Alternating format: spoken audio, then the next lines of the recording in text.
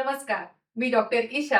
Doctor Isha's palette या आपल्या YouTube चॅनलमध्ये आपल्या सगळ्यांचं मनःपूर्वक स्वागत आहे.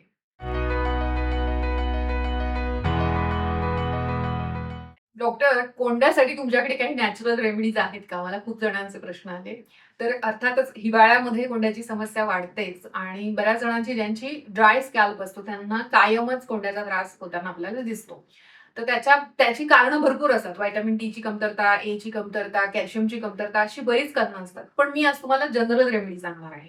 आता स्कॅल्प सोरायसिस असतो, सिबेरिक डर्माटायटिस असतो, असे बरेच सारे प्रकार असतात की ज्याच्यामुळे डोक्यामध्ये कोंडा होतो. अर्थात स्कॅल्प सोरायसिस वगैरे अशी काही एकदम काहीतरी लावलं एखादं तेल आणि बरं झालं अशी कंडिशन नसते. त्याला पोटातून व्यवस्थित औषध, पंचकर्म वगैरे ह्याची गरज असते.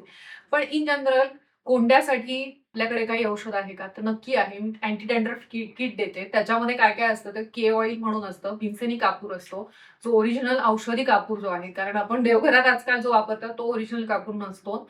तो असतो आणि केशकांती प्लस म्हणून आपलं हेअर वॉश पावडर आहे. कोंड्यासाठी खास अँटी डॅन्ड्रफ पावडर ती बनवलेली आहे.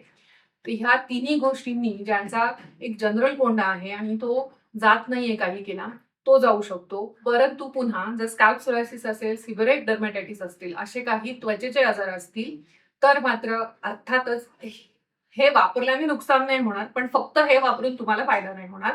तर हे सपोर्टिव्ह ट्रीटमेंट म्हणून काम करतं त्यावेळेस आणि मग पोटातून आपण कोंड्याची काही वेगळी किंवा सोरायसिस बरा करण्याची काही औषधं असतात, ती आपण प्रकृती बघून देऊ शकतो. परंतु कोंड्यासाठी येस, के ऑइल खूप छान काम करतं. त्याच्यासोबत जर तुम्ही भीमसेनी कापूर त्याच्यामध्ये 2-2 चिमूट घातला, तो पण खूप सुंदर काम करतो. तसं अँटी डॅन्ड्रफ किटच आपलं आहे, की जे निश्चितपणे कोंड्यासाठी खूप छान काम करताना आपल्याला दिसतं. आणि काहींचा खूपच वर्षानुवर्षाचा कोंडा असतो. तो त्याच्या मुळाशी असलेलं कारण, की कशामुळे नक्की तुम्हाला कोंडा होतोय, हे शोधणं आणि त्याप्रमाणे ट्रीटमेंट करणं गरजेचं असतं. एवढं मात्र नक्की. व्हिडिओ तुम्हाला कसा वाटला मला कमेंट करून सांगा आणि जास्तीत जास्त शेअर करा, जेणेकरून ज्यांना ह्याची गरज आहे त्यांच्यापर्यंत हा पोहोचेल आणि सगळ्यांनाच ह्याचा फायदा होईल. अशीच शास्त्रशुद्ध माहिती घेऊन पुन्हा भेटूयात. तोपर्यंत नमस्कार.